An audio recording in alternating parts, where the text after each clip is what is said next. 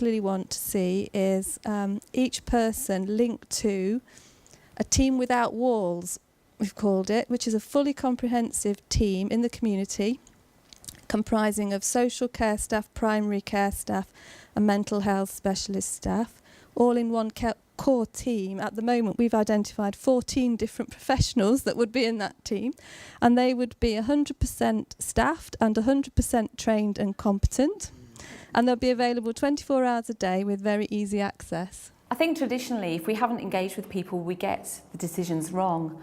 And I think by asking the people who the decisions affect, that's when we get the right answers. And I think if we can take those answers and put them into our strategies, we're more likely to get a better outcome. In this workshop, the groups looked in detail at their ideals from the previous workshop and explored whether the service already existed in a different form, which needed improving or recommissioning. The groups also looked at services which don't currently fulfil a requirement that could be decommissioned and be replaced with a more suitable service. This workshop created lots of debate and argument about what is needed and the priorities for development. Participants realised that lots could be achieved without new resources or money by thinking creatively and working together towards a common goal. Our reflections were that there is much work that could be done to unify the current services rather than actually buy anything new, to make them work better together, coordinate better, perhaps once more apply the lessons learned in other areas, that multidisciplinary working is one of the best ways to deliver better outcomes for people. And that might be the first port of call for commissioners and planners. And the first specification we looked at writing was an awareness campaign, and through the conversation, through writing it all out, we can actually do a campaign in line with the National Dementia Strategy Week in July, and we can deliver that free with a couple of people around the table, because all the products there, the models there. So we've actually, at the beginning of the day, made an assumption that we need all these millions of money, but we can meet one of our objectives free. People come together and go on a journey of learning and discovery. So the consequence of that is better outcomes, a better journey through services for someone with dementia, and hopefully, and importantly, cost savings.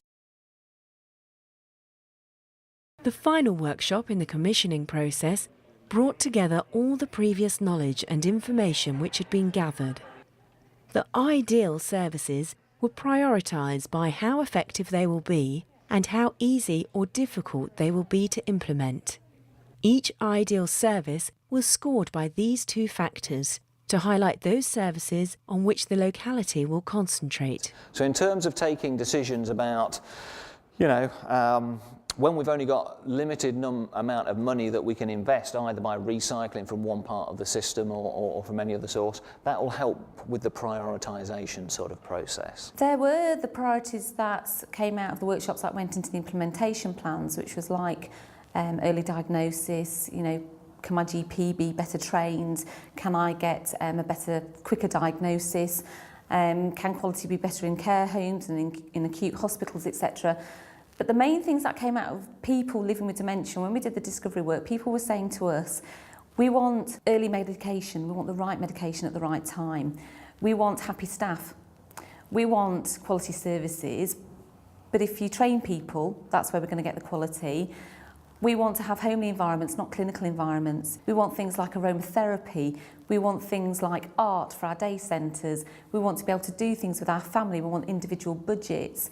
So there was a lot around the process of, okay, the service looks like this, but we want it to look like this. But there was also real personal quality things, which actually don't cost a lot of money.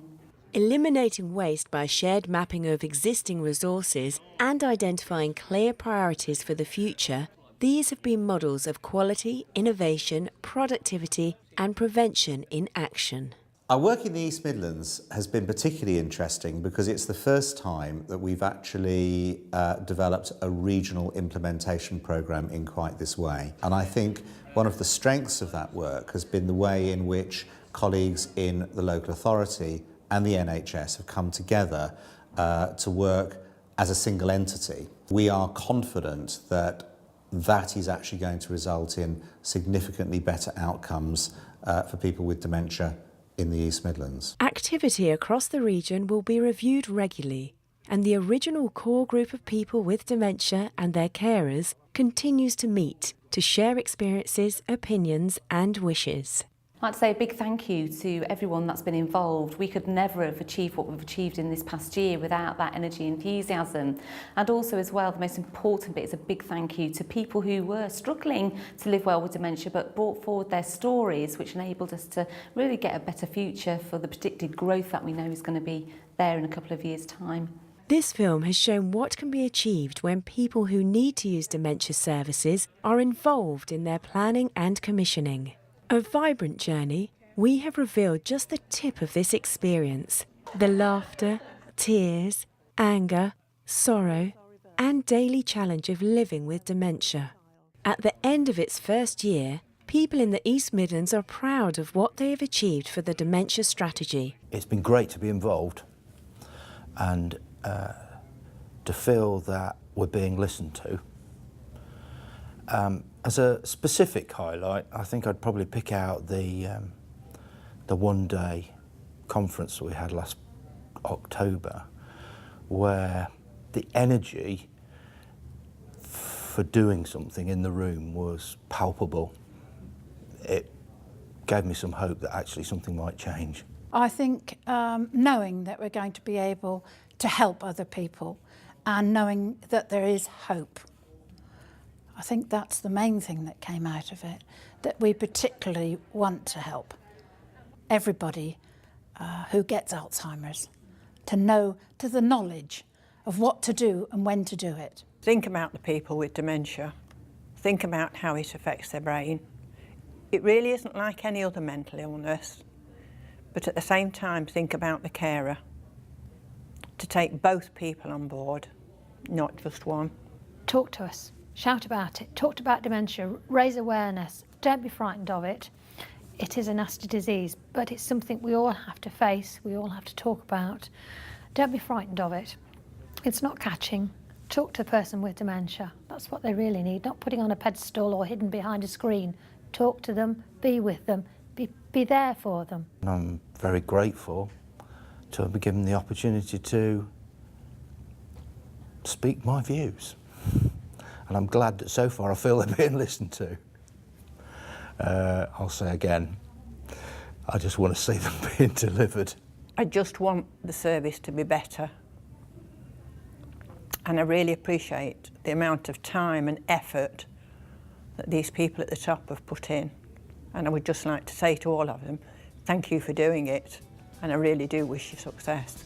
The feeling of togetherness, that we're in it together, was definitely a good phrase to take ahead with it, because that really did work, because we are all in it together. Carers on one side, people with dementia on another, professionals as well. We're all working together. So yes, we are all in it together.